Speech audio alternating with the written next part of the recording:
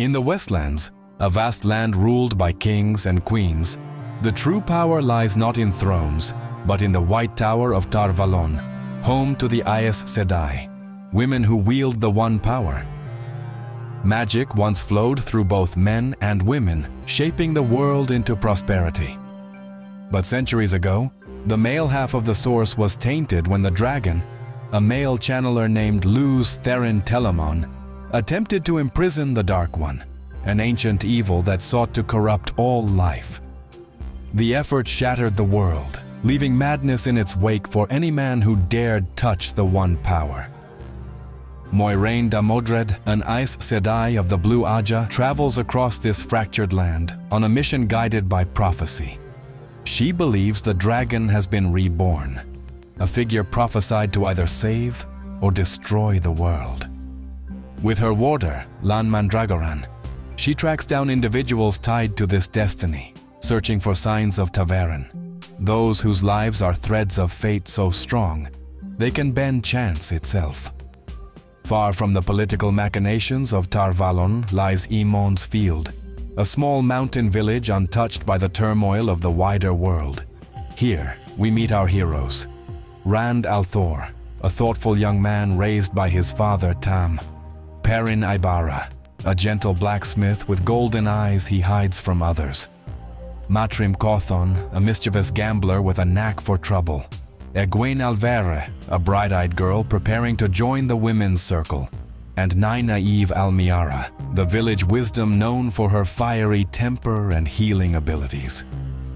Their quiet lives are shattered one fateful night during the Beltane Festival.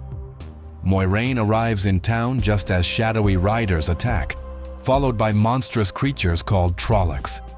The villagers fight valiantly, but the battle leaves scars, both physical and emotional. Tam reveals a hidden sword marked with a heron crest, hinting at secrets about Rand's past. Meanwhile, Perrin accidentally kills his wife, Layla, while defending their home, and Nynaeve is dragged away by Trollocs before being rescued by Moiraine.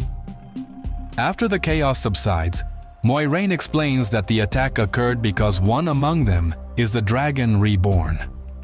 To protect their loved ones, Rand, Mat, Perrin, and Egwene reluctantly agree to leave Imon's Field under her guidance. The journey takes them far beyond the safety of their village. Their path leads them to Shadar Logoth, a cursed city where darkness consumes everything it touches.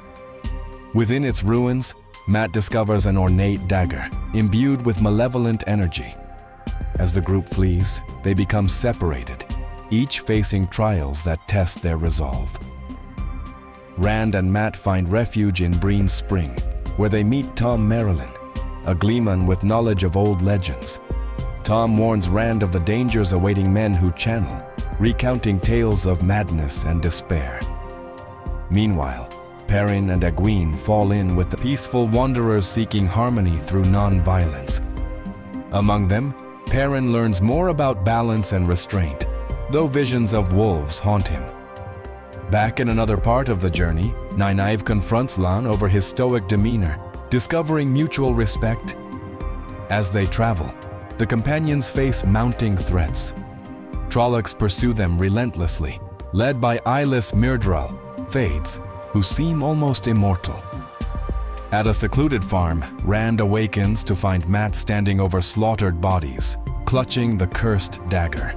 A Fade ambushes them, forcing Rand and Mat to flee while Tom sacrifices himself to buy them time. News reaches them of Loghain, a false dragon claiming to be the savior foretold.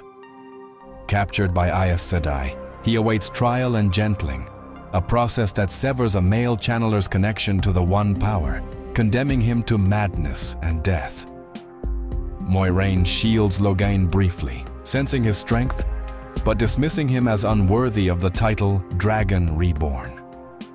Nynaeve's latent ability to channel emerges fully when she heals grievous wounds inflicted during an attack. Her outburst shocks everyone, including herself.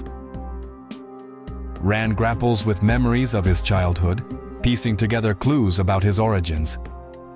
When Mat succumbs to illness caused by the dagger, Moiraine intervenes, severing its hold over him. However, doing so weakens her position further, drawing scrutiny from Siwan and others. Facing expulsion from the tower, Moiraine chooses exile rather than reveal her true mission. Guiding them through secret waygates, the group sets off toward the Eye of the World. There, they hope to confront the Dark One directly and fulfill their destinies. Along the way, Machin Shin, dwelling in the ways, attacks them, exploiting their deepest fears. Arriving at Faldara, a fortress near the Blight, the corrupted borderlands, preparations intensify as armies gather for what may be the last battle. Amidst strategizing, Moiraine confides in Rand, if he fails, the world will fall to darkness. He accepts the burden, knowing the cost of failure. At the Eye of the World, Rand faces his ultimate trial, confronting the Dark One in a realm of illusion. Tempted by visions of peace and happiness, Rand resists, choosing instead to strike back. With a surge of energy, he banishes the Dark One, sealing the breach between worlds. Yet victory comes at a price. Rand feels the madness creeping in. Asking Moiraine to tell everyone he died, he departs alone, unwilling to endanger those he loves. As Lan and Moiraine reflect on the shattered Heartstone, a relic thought indestructible, they realize this is merely the beginning. Greater battles loom ahead.